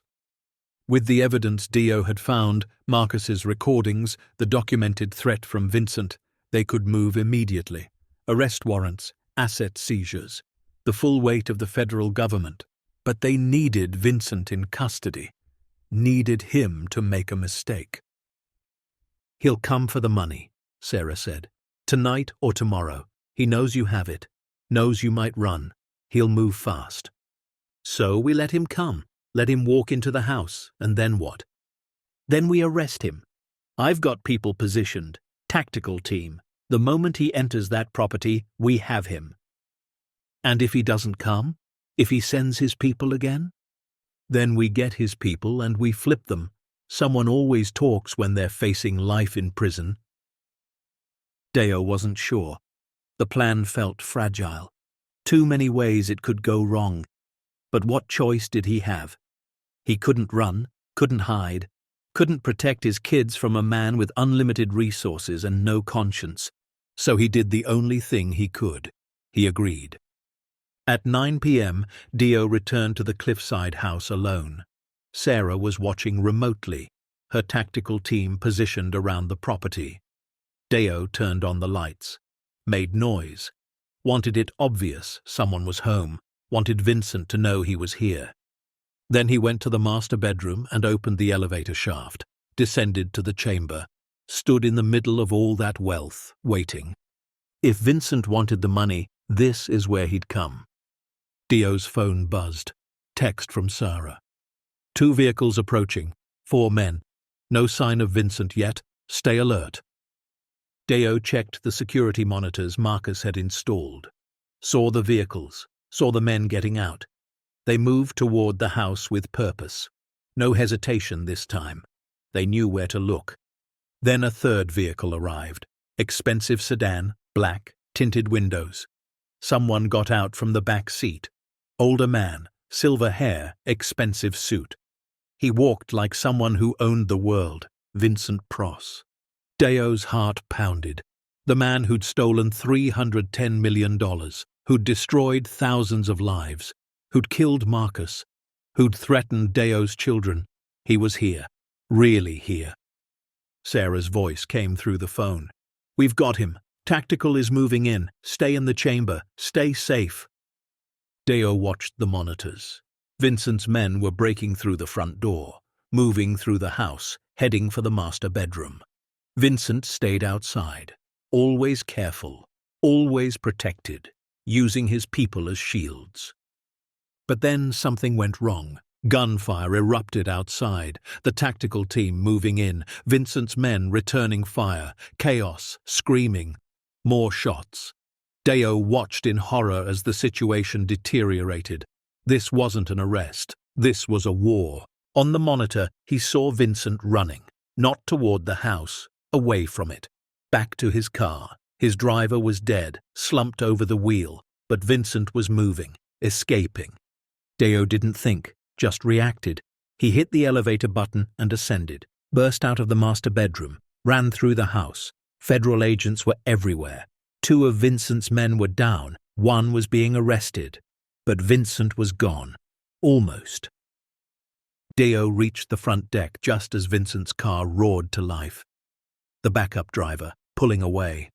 Deo ran, grabbed a piece of lumber from his construction supplies, threw it, hit the rear windshield. The car swerved, crashed into the deck railing, stopped. Vincent stumbled out, looked at Deo. For a moment, they were face to face. The man who'd stolen everything and the man who'd found it. "You should have taken the money," Vincent said. "You should have left my kids alone." Federal agents swarmed in, tackled Vincent to the ground, handcuffs, rights being read. It was over. Sarah appeared beside Deo. "You okay?" Deo nodded. He wasn't okay, was shaking, exhausted, traumatized. But he was alive. His kids were safe, and Vincent Pross was finally in custody. "Is it really over?" Deo asked. Sarah looked at Vincent being loaded into a federal vehicle. "Yeah, it's over. You did it. You finished what Marcus started." Deo looked back at the house. His house. The $17,000 gamble that had turned into a nightmare, but also, somehow, into justice. What happens now? Now the lawyers take over, the money gets returned, the victims get restitution, and you get to go back to being a father, just a father, nothing more. What about the house? Sarah smiled. It's still yours. You bought it fair and square. The chamber will be sealed. Evidence. But the house itself, that's yours. You can keep it. Sell it. Whatever you want. Deo thought about Tyler and Emma, about the bedrooms they'd picked out, about the view of the ocean, about the fresh start he'd wanted to give them. "I think we'll keep it," he said. "It's home now, even with everything. It's still home." And somewhere in the distance, Melissa's car was pulling up the access road with 2 kids in the back seat, safe and sound, ready to come home to their father, who'd chosen justice over wealth, courage over comfort, and integrity over everything else. The weeks that followed Vincent Pross's arrest felt like living in a hurricane. Everything Deo had known, the quiet life he'd been trying to build, the simple routine of work and kids and making dinner, all of it was swept away by a storm of federal agents, attorneys, journalists, and questions he never imagined he'd have to answer. The FBI sealed the chamber, photographed every dollar, every gold bar, every piece of art. Forensic accountants spent 12 days cataloging the contents, verifying serial numbers, tracing origins. The final count came in at $312,400,000. Marcus's ledger had been off by $2 million. He'd underestimated how much the gold had appreciated over 13 years. Deo stood in his living room watching federal agents carry equipment up from the chamber. His house had become a crime scene and a treasure vault and a historical landmark all at once. Emma and Tyler stayed with Melissa during the worst of it. Deo couldn't expose them to the chaos. Men in suits everywhere, cameras, questions, the weight of what he'd found pressing down on all of them. Sarah Blake became his lifeline. She guided him through the legal maze, explained what was happening, protected him from the worst of the media frenzy. Because the story had broken wide open, Someone at the Justice Department leaked it. Or maybe Sarah leaked it herself. Strategic, making sure Vincent couldn't bury it. Single father discovers $300 million in stolen pension funds hidden beneath Cliffside house. The headline ran in every major newspaper. Cable news picked it up. Within 48 hours, Dio's face was everywhere. The reluctant hero, the man who'd chosen integrity over wealth, the father who'd given up a fortune to do what was right. Except Dio didn't feel like a hero. He felt exhausted, overwhelmed, like he'd stumbled into something too big for him and was just trying not to drown. The media requests were relentless. Good Morning America wanted him on their couch. 60 Minutes wanted an exclusive. Publishers were offering six-figure book deals. Hollywood producers were calling about film rights. Everyone wanted a piece of his story, wanted to turn his nightmare into entertainment. Dio said no to all of it. He wasn't interested in fame, wasn't interested in selling his family's trauma for clicks and ratings. He released one statement through Sarah. "I found something that didn't belong to me. I'm returning it to the people it was stolen from. That's all. I'm not a hero. I'm just a father trying to teach his kids right from wrong." But the attention didn't stop. Reporters camped outside Melissa's apartment, followed Dio to work. His boss at the construction company pulled him aside after the third day of journalists showing up at the job site. "Dio, you're a good worker, one of the best I've got. But this circus, I can't have it at my sites. Take some time off, paid, however long you need. When things calm down, your job's waiting." So Dio found himself unemployed, living in his sister's apartment with his kids, while federal agents processed the biggest financial recovery in a decade. He felt useless, untethered, like his whole life had been put on pause. Melissa found him one morning sitting at her kitchen table, staring at nothing. The kids were at school. The apartment was quiet. "You okay?" she asked. Dio shook his head. "I thought doing the right thing would feel good. Thought I'd feel proud, or relieved, but I just feel empty." Melissa sat down across from him. "You gave up $300 million. That's not an easy thing to process. It's okay to grieve what could have been. I keep thinking about what that money could have done. Emma's college fund, Tyler's future, your student loans, Mom and Dad's graves. I could have bought them proper headstones instead of those cheap markers. We could have had everything." "You still have everything that matters," Melissa said gently. "You have your kids, your integrity, your soul, and Dio, those families who lost their pensions. They get their money back because of you. That's not nothing, that's everything." She was right. Dio knew she was right. But knowing something intellectually and feeling it in your bones were different things. The breakthrough came 3 weeks after Vincent's arrest. Jackson Pierce, the federal prosecutor handling the case, called Dio to his office downtown. Sarah came with him. They sat in a conference room with views of the city, surrounded by bankers' boxes full of evidence. "We've processed everything," Jackson said, "the full $312 million, and we've located 1,947 of the original 3,800 victims. The others are deceased with no traceable heirs." Dio felt his chest tighten. "What happens to their share?" "Legally, unclaimed funds revert to the state, but we're working on creating a memorial scholarship, education funds for children of public service workers, teachers, firefighters, nurses, keeping the money in the spirit of who it was stolen from." "That's good," Dio said quietly. "That feels right." Jackson pulled out a folder. "I want to show you something. With your permission, we'd like to organize a restitution ceremony. Bring together some of the victims. Let them know their money is being returned, and we'd like you to be there." "I don't want attention. Don't want to be the face of this." "You already are," Sarah said gently, "whether you want it or not. But Jackson's right.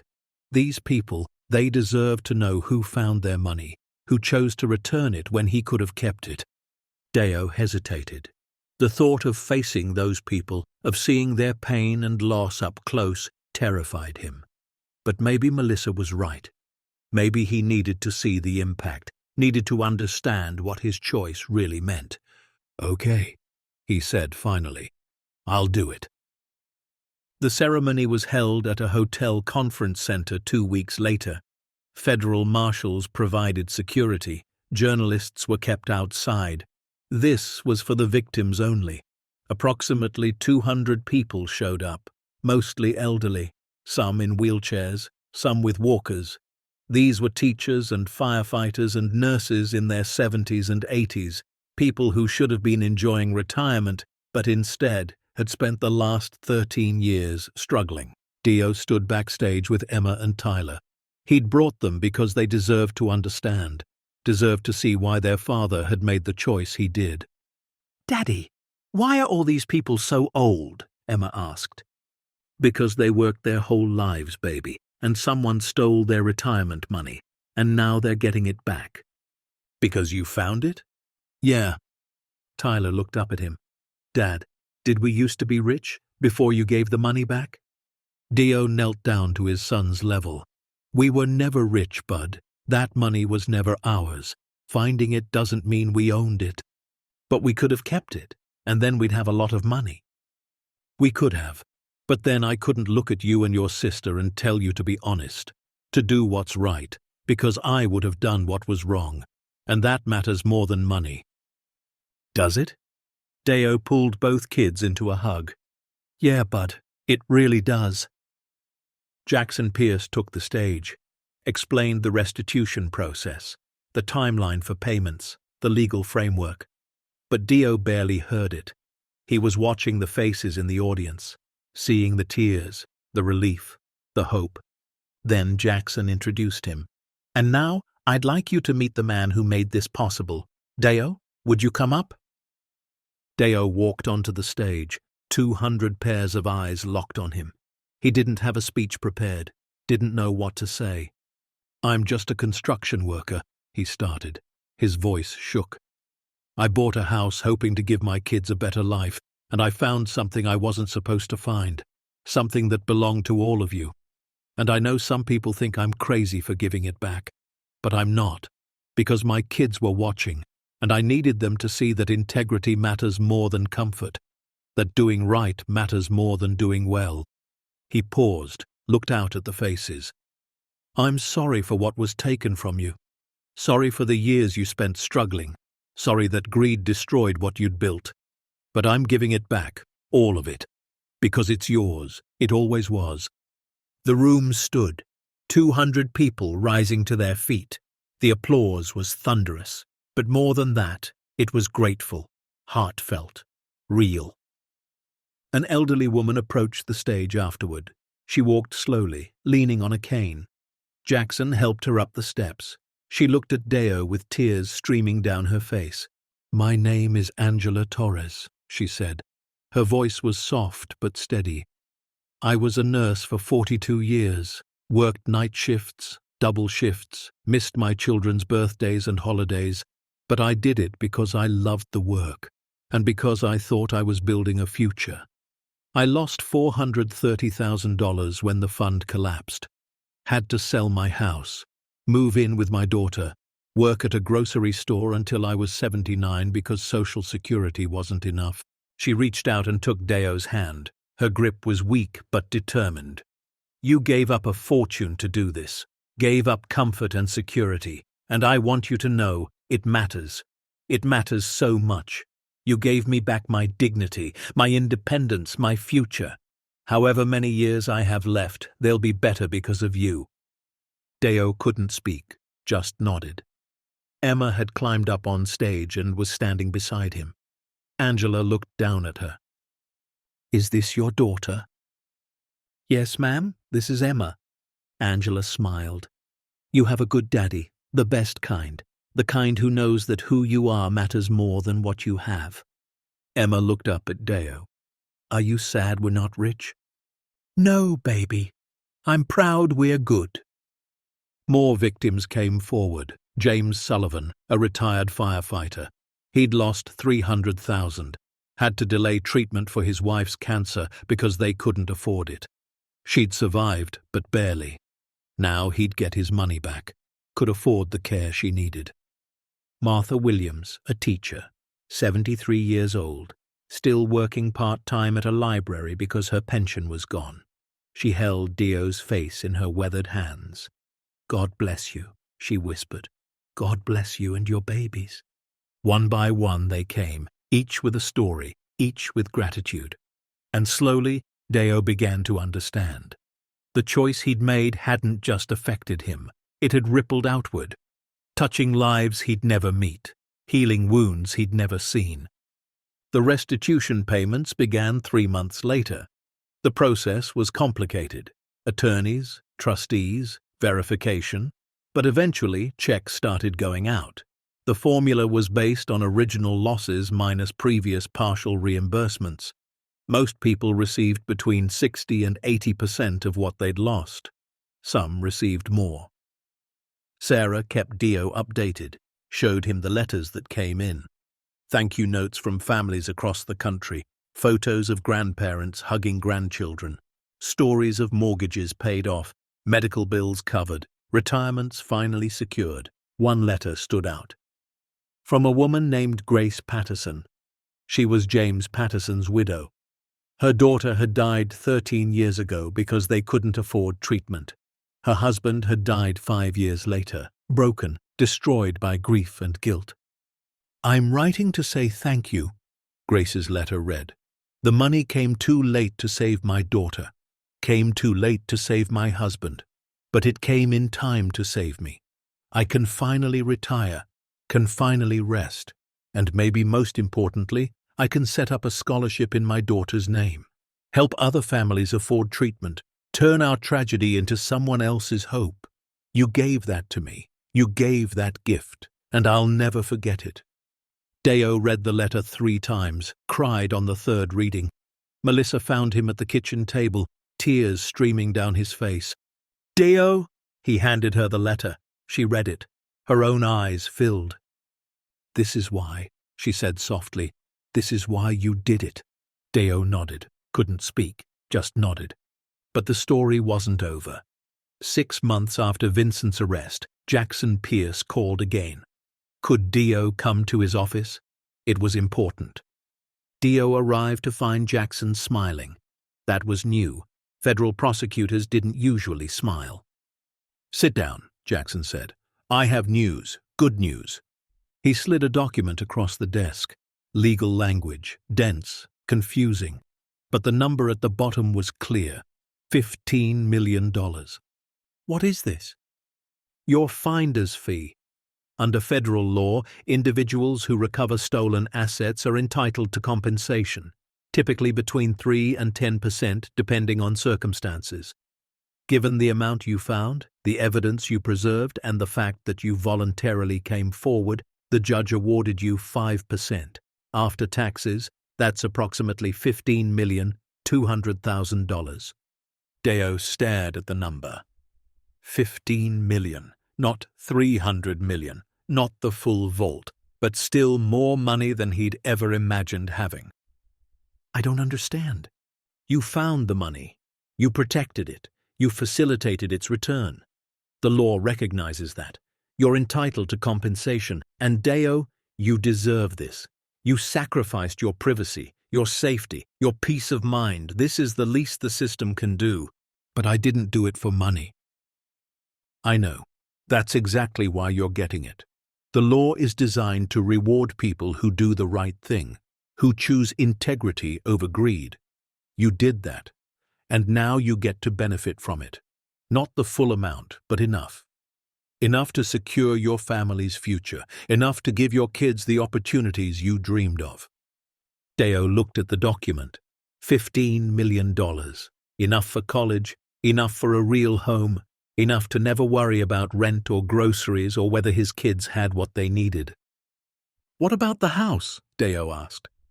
"The Cliffside property? It's yours, free and clear. The chamber will remain sealed as evidence until the trial concludes, but after that, it's just a room. You can seal it permanently, turn it into storage, whatever you want. The house is your property. Dio drove back to Melissa's apartment in a daze. $15 million. He kept repeating it in his head, trying to make it feel real. It didn't. He told Melissa that night after the kids were in bed. She cried. Actually cried. Happy tears. Relieved tears. "You did it," she said. "You did the right thing and you still get to take care of your family. That's God, Deo, that's everything. I keep waiting for it to feel wrong, like I'm still taking something that isn't mine. You're taking what the law says you earned. That's different. You found it. You protected it. You returned it when you could have run. This is your reward for being a good man." Deo thought about that. About being a good man. About what Sarah would have said. His wife, gone 3 years now, but still the voice in his head that guided him. She would have been proud. Would have told him he did right. Would have hugged him and said this was always meant to happen. The first thing Deo did with the money was set up college funds for Emma and Tyler. Full ride to any school they wanted. Graduate school if they chose. No limits, no worries. Education secured. The second thing was pay off Melissa's student loans. She'd helped raise his kids when he couldn't. Had opened her home without question. She deserved freedom from debt. The third thing was more personal. Deo went to the cemetery where Sarah was buried, where his parents were buried beside her. The graves had cheap markers, thin metal plates with names and dates. Nothing more. Deo had always hated them. Always wanted to give his family something better but never had the money. He commissioned proper headstones, granite, engraved, beautiful. Sarah Ann Morrison, beloved wife and mother. Took our hearts when she left. Lives forever in her children. When they were installed, Dio brought Emma and Tyler. They sat on the grass and told stories. Emma didn't remember much about her mother, but Tyler did. He talked about her laugh, her terrible cooking, how she'd sing off key and not care. "Mom would be proud of you, Dad," Tyler said. "You think?" "Yeah. You did what she always said. You did the right thing even when it was hard." Deo pulled his son close. "I'm proud of you too, bud. Both of you. You've been so brave through all this, so strong." "We learned it from you," Emma said. They moved back into the Cliffside house in early spring. The chamber was still sealed, would remain that way for another year until Vincent's trial concluded. But the rest of the house was theirs. Dio had spent the winter finishing renovations. Proper ones this time. Hired contractors. Bought quality materials. The house was stunning when it was done. Modern. Safe. Comfortable. Everything he'd dreamed of. Emma got her room with the ocean view. Tyler got his room with the built-in shelves. And Deo took the master bedroom, though he had the elevator shaft permanently sealed. Filled with concrete. He never wanted to see it again. Never wanted his kids to stumble onto that darkness. But he kept Marcus's journal. And the brass key. Reminders of the choice he'd made. Of the man who'd been too scared to do right until it was too late. And of the second chance that had landed in Dio's lap. They had a housewarming party. Nothing fancy. Melissa brought pizza. Sarah came with her partner, a retired teacher named Margaret. Some of Deo's construction buddies showed up. A few neighbors. The Hendersons from down the road brought wine. It was simple, warm, real. Exactly what Dio needed. Jackson Pierce showed up unexpectedly with an envelope. "Couldn't stay," he said. "Just wanted to drop this off. Thought you'd want to see it." Inside were letters, dozens of them, from victims whose money had been returned. Thank you notes, photos, stories of healing. One woman had opened a food bank with her restitution check. Another had started a scholarship program for nursing students. A retired firefighter had donated money to fund new equipment for his old station. The money was rippling outward, doing good, making change, all because Dio had chosen to return what wasn't his. "You started something," Jackson said. "These people, they're inspired. They're taking what was stolen and turning it into something beautiful. That's your legacy, Dio. Not the money you found, the hope you restored. After Jackson left, Dio stood on his deck watching the sunset. The ocean was calm tonight, golden light reflecting off the water. Tyler and Emma were playing inside, laughing, safe, happy. Sarah Blake joined him on the deck. Hell of a view. Yeah, it is. Vincent's trial starts next month. You'll have to testify. I know. You ready for that? Deo thought about it. About facing the man who'd threatened his children, who'd killed Marcus, who'd stolen from 3,800 people and felt no remorse. Yeah, I'm ready. What's he facing? 38 counts, embezzlement, fraud, conspiracy, money laundering, and 3 counts of murder. We got him for Marcus, got him for his driver, got him for Richard Cortez, too. Turns out that car accident in Buenos Aires wasn't an accident. If convicted on all counts, he's looking at life without parole. Good. They stood in silence for a moment. Then Sarah said, You know, when I first saw you at that house, middle of the night, terrified, running with your kids, I thought you were just unlucky. Wrong place, wrong time. But you weren't unlucky. You were exactly who needed to find that money. Someone with integrity. Someone who'd do the right thing. I almost didn't. Almost kept it. But you didn't. That's what matters. Not the temptation. The choice. Deo nodded. Marcus's journal, he wrote about that. About being a coward. About wasting 13 years hiding instead of doing right. I didn't want to be him. Didn't want to look at my kids in 20 years and know I'd built their lives on blood money. You're not him. You're better. And those kids in there, they're going to grow up knowing what integrity looks like, knowing that their father chose principle over profit. That's worth more than any vault full of gold. Sarah left at sunset. Melissa took the kids to get ice cream, and Dio found himself alone in his house, his home, the place he'd bought for $17,000 hoping for a fresh start. He'd gotten that and so much more. He walked through the rooms, ran his hands along the walls he'd repaired, looked out the windows he'd replaced. Remembered the first day he'd brought Tyler and Emma here, how broken it had been, how hopeful they'd felt anyway. The house had been a gamble, a risk, the kind of decision that could have destroyed him, but instead it had saved him, had given him purpose, had shown him who he was when tested. 6 months later, Vincent Pross was convicted on all 38 counts. Life in prison without possibility of parole. Dio was there for the verdict. Sat in the courtroom with Sarah and Jackson and 24 victims who'd traveled to see justice finally served. When the judge read the sentence, the courtroom erupted. People cried, hugged, some shouted, 13 years of waiting, 13 years of hoping. And finally, it was over. Vincent was led away in handcuffs. As he passed Dio, he stopped. Looked at him. His eyes were empty, cold. Even now, facing life in prison, he showed no remorse. You could have been rich, Vincent said. Deo met his eyes. I am rich. I have everything that matters. You never did.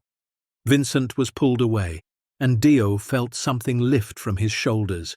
The weight he'd been carrying since that first night in the chamber. The fear, the uncertainty. The burden of knowing what he'd found and what it meant. It was over, really over. That night, Dio made spaghetti for dinner, Emma's favorite. Tyler set the table. They ate together in their kitchen overlooking the ocean. Talked about school and friends and normal things. Beautiful, boring, normal things. After dinner, Dio tucked Emma into bed. She was 8 now, growing up fast, smart and kind and brave. Daddy, why do people steal? She asked. Because they think having more will make them happy, but it doesn't. Happiness comes from who you are, not what you own. Are we happy? Deo looked around her room. The books on the shelves, the drawings on the walls, the stuffed rabbit on her pillow. They didn't have everything, but they had enough. And more importantly, they had each other. Yeah, baby, we're happy. Because you gave back the money? Because I did what was right, and because I have you and your brother. That's all I need to be happy." Emma smiled. "I'm glad you're my dad. I'm glad you're my daughter." He kissed her forehead, turned out the light, checked on Tyler, who was already asleep, comic book open on his chest. Then Deo went to his own room, the room where it all started, where he'd discovered the hollow floor, where he'd descended into the darkness and found $300 million and a choice that would define his life. The elevator shaft was gone now, sealed, concreted over. No trace remained of the chamber below, but Deo would always remember it, would always carry the weight of what he'd found and what he'd chosen to do with it. He pulled out Marcus's journal, the leather-bound ledger he'd kept, flipped to the last entry he'd made. "Found by Deo, father of 2. Bought this house for $17,000, hoping to give my kids a home. Found $310 million in stolen money instead. Don't know what to do. Want to keep it? No, I can't. Trying to find the courage Marcus never had." Below that, in newer ink, he added one more line. "Gave it back. All of it. Hardest thing I ever did. Best thing I ever did. My kids will grow up knowing their father chose integrity over comfort, chose principle over profit, chose to be the man I wanted them to become. Marcus never got his redemption, but maybe I got mine." He closed the journal, placed it in his desk drawer. Tomorrow he'd go back to work. The construction company had welcomed him back. Life would return to normal, or as normal as it could be after everything. But tonight he stood on his deck under the stars, listened to the ocean, felt the wind, and knew with absolute certainty that he'd made the right choice. Anyone can choose integrity when it costs them nothing. The real test comes when doing right means giving up everything you've ever wanted. And in that moment, in that impossible choice between security and principle, you discover who you really are. Deo had discovered he was his father's son, Sarah's husband, Emma and Tyler's dad. Not rich, not famous, not special, just a man who'd been tested and had somehow miraculously passed. And that was worth more than all the gold in the world. The end. Up next, 2 more powerful stories waiting for you. Click to keep discovering the extraordinary in the ordinary. And don't forget to hit subscribe if you believe integrity is the only wealth that truly matters.